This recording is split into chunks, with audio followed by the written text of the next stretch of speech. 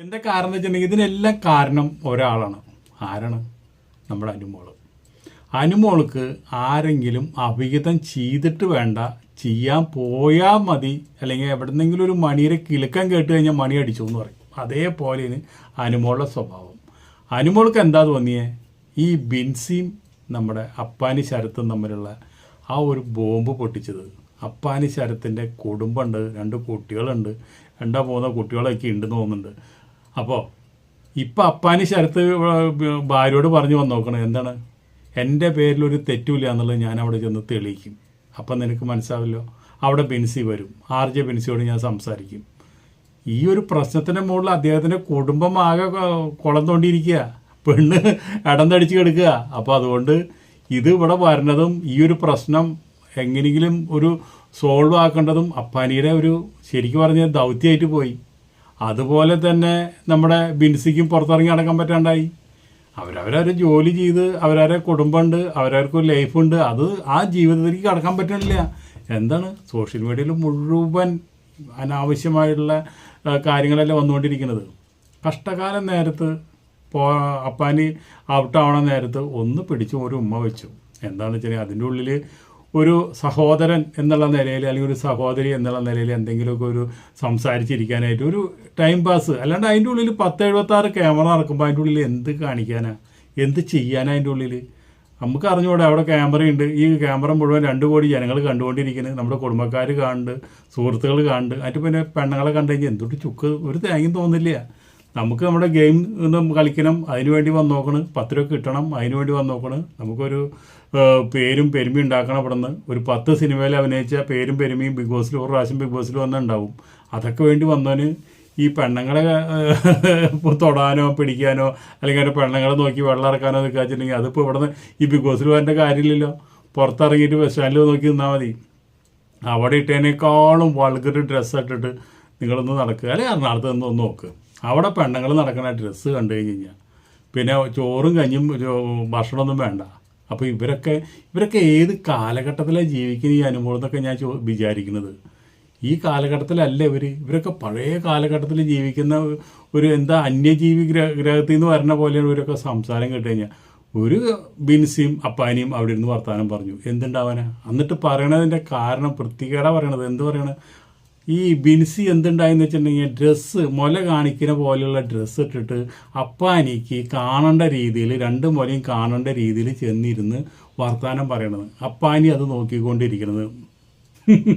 അപ്പാനി അല്ല അത് കാണിക്കുന്ന കാരണം ചിലപ്പോൾ അപ്പാനി കയറി പിടിച്ചോ എന്ന് ഞാൻ ചോദിക്കണത്. എന്ത് വൃത്തികേടൊക്കെ ഈ അനുമോള് പറഞ്ഞുണ്ടാക്കണല്ലേ ഒരാളെ കുറിച്ചിട്ട്. 2 കുറിച്ച് പറയുമ്പോൾ അവർക്കൊരു കുടുംബം ഉണ്ടെന്ന് ആദ്യം ചിന്തിക്കുക.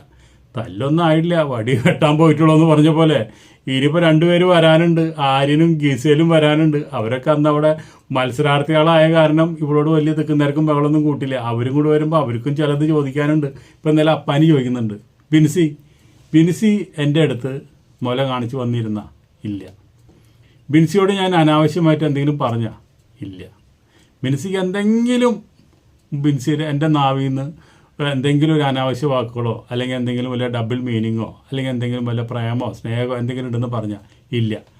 എനിക്ക് അത്ര കേട്ടാൽ മതി, എൻ്റെ കുടുംബം സേഫായി എന്ന് പറഞ്ഞ് അപ്പാനി മാറി നിൽക്കുന്നുണ്ട്. പക്ഷേ ബിൻസി വിടാൻ ഉദ്ദേശിക്കുന്നില്ല. ബിൻസി ഒരു പെൺകുട്ടിയാണ്, അവൾക്കുണ്ടൊരു ജീവിതം. ബിൻസി പറയുന്നുണ്ട്, നീ 16 ലക്ഷം നീ PR കൊടുത്തിട്ടല്ലേ ഇവിടെ വന്നിരുന്നിട്ട് നീ ബലസണത്. ഈ 16 ലക്ഷം ഉണ്ടെങ്കിൽ ഞാനും കൊടുത്തിട്ട് എന്നെ ഇവിടുന്ന് ഔട്ടാക്കില്ല എന്ന് പറയുന്നുണ്ട്. ആ കുട്ടി പറഞ്ഞത് ശരിയല്ലേ? എന്താ തെറ്റ്? ആ കുട്ടിക്ക് കാശില്ലാത്തതുകൊണ്ട് ആ കുട്ടി കൊടുത്തില്ല, ബിൻസി കൊടുത്തില്ല. പക്ഷേ കൊടുക്കാണ്ട് വന്നോട് കൂടിയിട്ട് അത് ഔട്ടായി. ഈ അനുമോൾ ഈ തിളക്കിന് എന്താണെന്ന് വെച്ചിട്ടുണ്ടെങ്കിൽ ഒരു പ്രാവശ്യം നോമിനേഷനിൽ വന്നാൽ ഈ PR രക്ഷിക്കും. കാരണം ആയിരക്കണക്കിന് ഒരു വോട്ടുകളാണ് അവർ തള്ളിമറിച്ച് കൊടുക്കുന്നത് ഈ PR-കൾ. എന്ന് വെച്ചിട്ടുണ്ടെങ്കിൽ ഹോട്ട്സ്റ്റാറിൽ കയറിയിട്ട് അതിൻ്റെ ഉള്ളിൽ ഒരു ഫോണിൽ നിന്ന് ഒരു വോട്ടം എന്നല്ല, അവർക്ക് പല വോട്ടുകൾ ചെയ്യാനായിട്ടും പല സോഴ്സുകളുണ്ട്. അവരെ ആളവിടെ നിർത്തണമെങ്കിലും അവിടെ നിന്ന് ഔട്ടാക്കണമെങ്കിലും ഈ PR വിചാരിച്ചാൽ നടക്കും. അവർ ഒരു പ്രാവശ്യം നോമിനേഷൻ വന്നു കഴിഞ്ഞാൽ ഈ വോട്ട് മുഴുവൻ ഒറിജിനലൊന്നല്ല, ഡ്യൂപ്ലിക്കേറ്റ് വോട്ട് അവർ അടിച്ച് കയറ്റിയിട്ട് അവിടെ നിലനിർത്തും. പിന്നെ ഈ നമ്മുടെ വോട്ട് കിട്ടി എന്ന് വിചാരിച്ചിട്ട് കാശ് കൊടുത്തു എന്ന് വിചാരിച്ചിട്ട് നമ്മളവിടെ പോയിട്ട് വെറുതെ മിണ്ടാണ്ടിരുന്നിട്ടൊന്നും കാര്യമില്ല കേട്ടോ. എന്തെങ്കിലുമൊക്കെ ചെയ്യണം, എന്തെങ്കിലുമൊക്കെ ഗെയിം സ്ട്രാറ്ററി, അതുപോലെ തന്നെ എന്തെങ്കിലുമൊക്കെ കളികളും എന്തെങ്കിലും തെറിയും ചീത്തയും തെറിയൊക്കെ വിളിക്കണം. അപ്പോൾ എന്താണെന്ന് വെച്ചിട്ടുണ്ടെങ്കിൽ പി ആറിന് ഒരു ഉപകാരം കിട്ടും, ഒന്നിൻ്റെ മേലെ ഒരു തള്ള് എന്ന് പറഞ്ഞ പോലെ.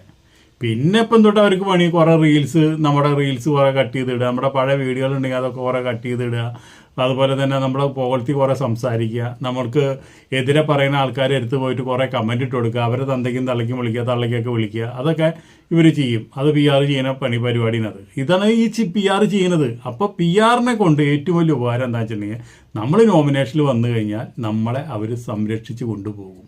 എന്താണ്, 100 രൂപ കൊടുത്തിട്ട് അവർ വോട്ടും വിലയ്ക്ക് മേടിക്കും. അതുപോലെ തന്നെ ഫേക്കായിട്ട് ഹോട്ട്സ്റ്റാറിൽ കയറിയിട്ട് ഫേക്ക് വോട്ട് അവർ അതിൻ്റെ ഉള്ളിൽ കുത്തി കയറ്റും. അപ്പോൾ പിന്നെ നമ്മൾ സേഫായില്ലേ.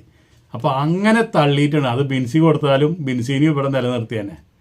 പിന്നെ നമ്മുടെ വക്കീലിനൊരു അബദ്ധം പറ്റി. വക്കീലാകെ 1.5 ലക്ഷം രൂപ കൊടുത്തുള്ളൂ. അപ്പോൾ അവൻ എന്തുണ്ടായി, 1.5 ലക്ഷം രൂപയുടെ പണിയാണ് നടത്തിയുള്ളൂ. അതുകൊണ്ട് വക്കീൽ വേഗം ഔട്ടായി. വക്കീലോട് കുറച്ച് കാശ് കൂടുതൽ കൊടുത്തെങ്കിൽ വക്കീലിൽ നിന്ന് നടന്നു. നമ്മളിപ്പോൾ അടുത്ത് കണ്ടില്ലേ, ജിൻഡോൻ്റെ പി ആർ തന്നെയാണ് ഈ അനുമോളിലെ പി ആർ. അപ്പോൾ ജിൻഡോയ്ക്ക് കപ്പ് കിട്ടി വന്നതോടുകൂടി ഒരു ഗംഭീര പാർട്ടിന് പി ആറിന് നടത്തിയത്. കേക്ക് എടുത്ത് വായിൽ കുത്തി നിറച്ച് കൊടുക്കണം, വായി തുറരാതെ സംസാരിക്കണ്. അപ്പോൾ എന്താണ് ഇതിൻ്റെയൊക്കെ കളിയെന്ന് നമുക്ക് മനസ്സിലാവില്ല. എന്താ കാരണം എന്ന് വെച്ചിട്ടുണ്ടെങ്കിൽ ഒറ്റ കാര്യമുള്ളതിൽ ഉറക്കമുളച്ച് കഷ്ടപ്പെട്ട് ഇരുന്ന് പഠിക്കണവൻ ആ പഠിച്ച് ആൻസറൊക്കെ ചെന്ന് പറഞ്ഞു കഴിഞ്ഞാൽ അവന് ജോലിയില്ല. അതുപോലെ തന്നെ കൈക്കൂലി കൊടുക്കാൻ കാശുണ്ടോ, അവൻ ജോലി കിട്ടി, അവൻ കസേരയിലിരുന്നു, അവൻ ലക്ഷങ്ങൾ ശമ്പളം മേടിക്കും. അതാണ് ഈ സ്ഥിതി. ഈ പി ആറെ കൊണ്ട് ഉപയോഗിക്കുന്നതാണ്. പി ആറൊക്കെ നല്ലത് തന്നെയാണ്. നമുക്ക് ഇപ്പോൾ ഈ വ്യാജമായ വോട്ടുകൾ ശരിക്കും പറഞ്ഞാൽ കുത്തി നിറച്ചിട്ട് ഹോട്ട്സ്റ്റാറിൽ കയറ്റാനായിട്ട് അത് തടയണം. ബിഗ് ബോസ് അങ്ങനെ വ്യാജമായ വോട്ടുകൾ വരണമെങ്കിൽ ആ വോട്ടിൻ്റെ ഉറവിടം എവിടെയാണെന്ന് കണ്ടെത്തിയിട്ട് അതിനെതിരെ നടപടിയെടുക്കണം. അല്ലാണ്ട് ഇങ്ങനെ പി ആറിൻ്റെ കാശും കൊടുത്തു കഴിഞ്ഞാൽ ഇതിൻ്റെ ഉള്ളിൽ നിന്ന് വന്നിട്ട് 50 ലക്ഷം അടിച്ചുകൊണ്ട് പോകാന്ന് പറഞ്ഞു കഴിഞ്ഞാൽ ശരിയായ നടപടിയല്ല.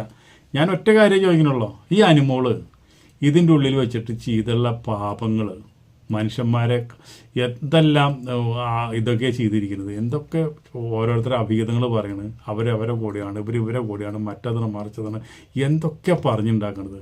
ഈ ശാപമൊക്കെ, ഈ അതിൻ്റെ ഉള്ളിൽ വന്ന മത്സരാർത്ഥികളുടെ ശാപമൊക്കെ ഈ അനുമോൾ എവിടെ കൊണ്ടുവച്ച് തീർക്കുമെന്നാണ് ഞാൻ ചോദിക്കുന്നത്. നമുക്ക് കിട്ടുന്നത് കുറച്ച് കാശാണ്, കുറച്ച് ഫെയിമാണ്. നമ്മൾക്ക് എന്ന് പറഞ്ഞു കഴിഞ്ഞാൽ ബിഗ് ബോസിൽ വന്ന വലിയ പുറത്തിറങ്ങി കഴിഞ്ഞാൽ നിങ്ങളെ വിളിച്ചിട്ട് നായികയാക്കാനോ അല്ലെങ്കിൽ നായകനാക്കാനോ ഒന്നും ഇവിടെ ഒരാളും കാത്തിരിക്കുന്നില്ല. ബിഗ് ബോസിൽ വന്നു കഴിഞ്ഞാൽ പിന്നെ സിനിമയിൽ വല്ല ചാൻസ് കിട്ടണമെങ്കിൽ തന്നെ അതുപോലും ഇല്ലാണ്ടാവുള്ളൂ. അതാണ് ഇവിടെ ഉണ്ടായിട്ടുള്ള കാര്യങ്ങൾ. അതൊക്കെയാണ് ഇവരൊരു 4 ദിവസം ഈ ആമ്പാറ്റകളെ പോലെയാണ് ഇവരുടെ ജീവിതം. ബിഗ് ബോസിൽ വന്നവരെ അവിടെ നിൽക്കുമ്പോൾ നല്ലൊരു പേരും പ്രശസ്തിയൊക്കെ ഉണ്ടാവും. അവിടെ നിന്ന് ഇറങ്ങി കഴിഞ്ഞാൽ 4 ദിവസം കഴിഞ്ഞാൽ ഈ കൂതറകളെ ഒന്നും ഒരു മനുഷ്യർ അന്വേഷിക്കുക പോലും ഇല്ല. കണ്ടാൽ പോലും നമുക്ക് തിരിച്ചറിയാമല്ലോ. അപ്പോൾ അതാണ് സ്ഥിതി. അപ്പോൾ എനിക്കൊറ്റ പ്രാർത്ഥനയുള്ളൂ, ഈ ചെയ്യുന്ന പാവങ്ങൾക്കൊക്കെ ഇനിയിപ്പോൾ അനുമോള് ഈ ഭൂമിയിൽ തന്നെ അനുഭവിച്ച് ഈ ബിഗ് ബോസ് വന്നിട്ട് ഇത്രയും ആൾക്കാരെ ദ്രോഹിച്ച് ഇത്രയും ആൾക്കാരെ ശാപം മേടിച്ചിട്ട് അത് ഈ ഭൂമിയിൽ തന്നെ തീർത്ത് പോട്ടെ എന്ന് പറഞ്ഞുകൊണ്ട്, അല്ലാണ്ട് ഇപ്പം നമ്മളെന്ത് ചെയ്യാൻ പറ്റുക, അല്ലാണ്ട് വേറൊന്നും ചെയ്യാൻ പറ്റില്ല. അതൊക്കെ ശംഭോ മഹാദേവ. ഓരോരുത്തർ ചെയ്യുന്നത് അവരാൻ തന്നെ അനുഭവിക്കും. ഉപ്പ് തിന്നാൽ വെള്ളം കുടിക്കും. അത് പാടത്ത് പണി വരമ്പത്ത് കൂലി എന്ന് പറഞ്ഞ പോലെ തന്നെ ഇപ്പോൾ. അപ്പോൾ അതുകൊണ്ട് ഇനിയിപ്പോൾ ഇവർ പുറത്തിറങ്ങി കഴിഞ്ഞാലും ഇവരൊക്കെ എങ്ങനെയൊക്കെ കാണുക എന്നുള്ളത് നമുക്കറിയാം. അടുത്ത വീഡിയോയിൽ നമുക്ക് വീണ്ടും കാണാം. അതുവരെ നിങ്ങൾക്ക് എല്ലാവർക്കും നന്ദി, നമസ്കാരം.